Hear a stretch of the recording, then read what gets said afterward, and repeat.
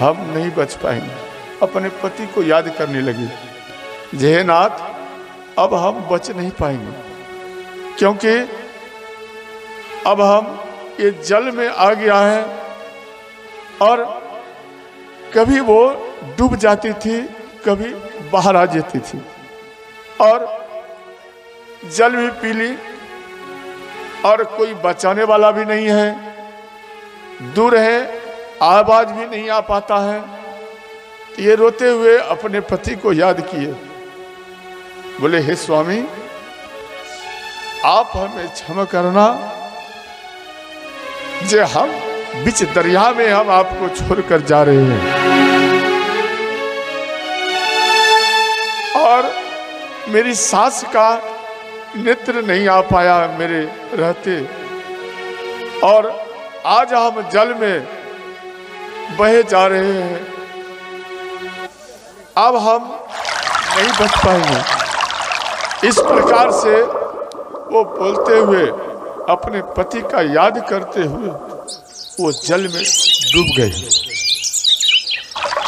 इनके बाद कुछ अधिक समय बीत गया तो श्रवण कुमार मन में सोच रहे हैं ये आया नहीं है, तो ये एक घड़ा लेकर बोले माँ हम जा रहे हैं जल लाने के लिए।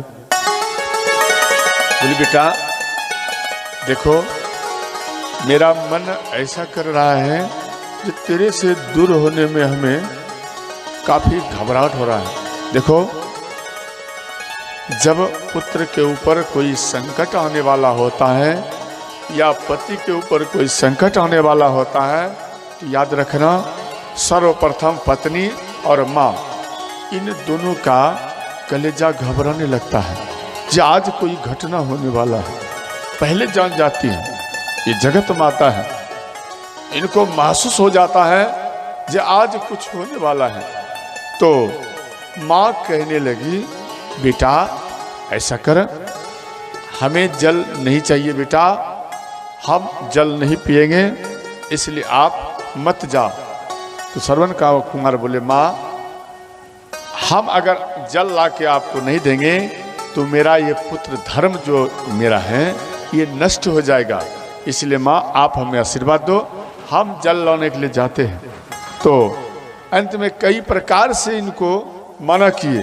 तो माता और पिता के चरण को जब छुए, जैसे ही चरण स्पर्श किए तो चरण स्पर्श करने के बाद इनका शरीर भुटक गया, कांपने लगा श्रवण कुमार का। तो ये मन में सोच रहे हैं ऐसा आखिर में हो क्यों रहा है, क्या हमारे जाने के बाद क्या माँ का दर्शन नहीं होगा या हम नहीं आ पाएंगे, क्या ये चरण फिर हमें नहीं मिलेगा। इस प्रकार से मन में विचार कर रहे हैं। इनके बाद चरण छूने के बाद बोले माँ हम आ रहे हैं जल लेकर, आप घबराना मत, थोड़ा विलंब भी हो जाए तो आप घबराना मत। बोले बेटा तू मत जा, बार बार इसे मना कर रहे हैं पिता और माँ दोनों कि बेटा तू मत जा, तू मेरे पास रह। बोले माँ मैं अभी गया और अभी आया जल लेकर, आप घबराओ मत, और तेरा पुत्र भी गया है और हम उसे भी ढूंढ लेंगे जी किधर चली गई है। तो ये ढूंढते हुए जाने का अब मन में सोच रहे हैं। और श्रवण कुमार अपनी माँ का रूप देखकर ये रोने लगे और मन में कहने लगे माँ क्या सत्य में कोई घटना होने वाला है जो बार बार हमें कुछ अजीब सा लग रहा है। तो अंत में माता को याद करते हुए और मन को घबराते हुए फिर भी जा रहे हैं श्रवण कुमार, और पलट पलट कर अपनी माँ को ये देख रहे हैं, पलट पलट कर। और इनके बाद श्रवण कुमार जैसे ही आए और घड़ा को डुबाने लगे जल में, तो डुबाने के बाद कुछ आवाज करता है, कुछ आवाज करता है। तो वो आवाज को संकेत करके महाराज दशरथ जी वो शब्द भेदी बाण को चलाए। वो मन में सोचे जो कोई मृग तो जल पी रहा है, इसलिए वो शब्द भेदी बाण चलाए। जैसे ही बाण चलाए, सज्जन वृंदों, माता एवं बहनों, जानियो मृग तब धनुष सभारा, लक्ष्य वेद करते ही उर्मा।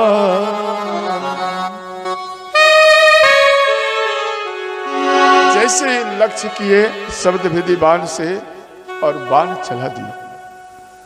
श्रवण कुमार जल ले रहा था और वो बाण आकर श्रवण कुमार के सीने में चुभ गए।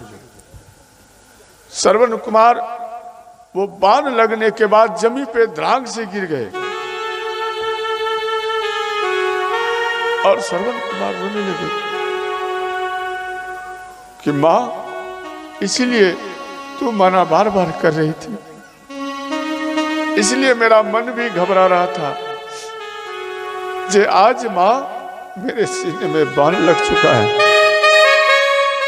ना जाने कोई अनायास मेरे सीने में बाण मार दिया है। मां घबराओ मत मां, मैं जल लेकर आ रहा।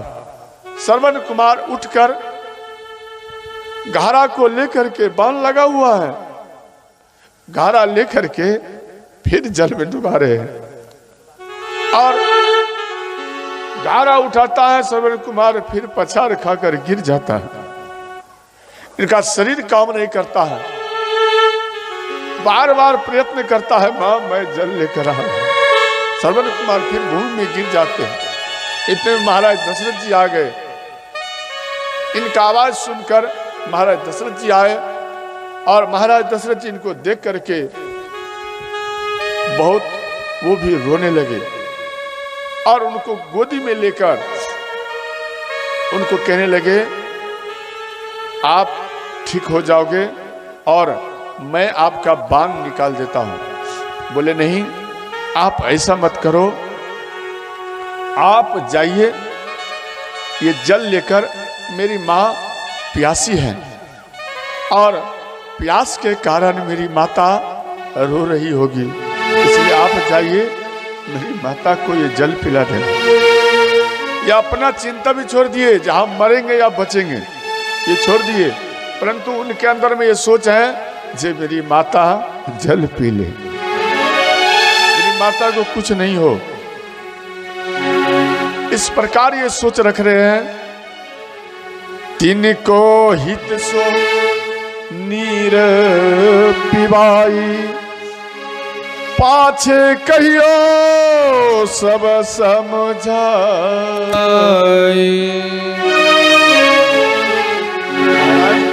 आप जाइए, जल मेरी माता को आप पिला दो, परंतु पहले मत कहना, मेरे बारे में कुछ मत कहना, पहले उन्हें जल पिला देना, उनके बाद उसे कहना जे अब आपका पुत्र इस दुनिया में नहीं रहा, बाद में कहना। तो महाराज दशरथ जी वो फुट फुट कर रोने लगे। बोले नहीं नहीं, आप जीवित रहेंगे और हम आपका औषधि का प्रबंध करेंगे। बोले नहीं महाराज, हम अब नहीं बच पाएंगे। तो अंत में उनके सीने से बाण खींचने लगे। हिया से जब ही निकारियो बाना, ओमकार कही छोरियो प्राणा। जैसे ही बाण खींचने लगे तो श्रवण कुमार रोते हुए कहने लगे, मां मां मां मां, अब मैं नहीं बचूंगा मां, अब हम नहीं बचेंगे मां, अब हम नहीं बचेंगे। दुखने लगा, दर्द होने लगा सीने में, एक एक सांस उसके लिए कीमती पड़ गया और वो कहने लगे, मां अब हम नहीं बचेंगे। ओम माता पिता यो नमः, ओम माता पिता यो नमः। यह मंत्र का पाठ करके श्रवण कुमार अपने शरीर का त्याग की और इधर एक घड़ा में जल भर के महाराज दशरथ जी आ रहे हैं। इधर माता शर्मा और ये अंधक मुनि ये आपस में फुट फुट कर रो रहे हैं। जे हमारे श्रवण कुमार को लग रहा है कुछ हो चुका है, मेरा पुत्र अभी तक आया नहीं है। बोले हे नाथ, ये अभी तक आया नहीं है। श्रवण कुमार तू कहाँ है बेटा? मेरे पास आ जा बेटा, तू मेरे पास आ जा, जल छोड़ दे। इस प्रकार माता बोलने लगी। अंत में ये महाराज दशरथ जी आए। जैसे ही आए ये कुछ बोल नहीं रहे हैं। इनका चरण का आहार से माता कहने लगी, पुत्र क्या बात है, बोल क्यों नहीं रहे हो? पुत्र ना बोलत आज तुम हमसे सुंदर बैन, कारण कवन सो कवहू सब जासो जियचे। बेटा तू नहीं बोल रहा, हमें पता है, इसलिए तू नहीं बोल रहा है क्योंकि बेटा तू कांधे पर अपने पिता और अपने माँ को लेकर तीर्थ कराने के लिए तू निकला है और तीर्थ कराते कराते तू थक चुका है बेटा, इसलिए तू नहीं बोल रहा है। माता कह रही है कि तू थक चुका है, एक काम कर बेटा, मुझे नेत्र नहीं चाहिए, हमें नेत्र की आवश्यकता नहीं है। बेटा एक काम करो, वापस चलो, अब हम तीर्थ नहीं करेंगे, हमें नयन नहीं चाहिए बेटा, तू चल। और तुम बोलो बेटा, जब तक तू बोलेगा नहीं मेरे अंदर में प्रसन्नता नहीं आएगी। तो महाराज दशरथ जी वो बोले माँ पहले जल पी लो। बोले कौन है आप? बोले हम अयोध्या के राजा महाराज दशरथ हैं। तो मेरे पुत्र श्रवण कुमार कहाँ है? मेरे पुत्र श्रवण कुमार कहाँ है?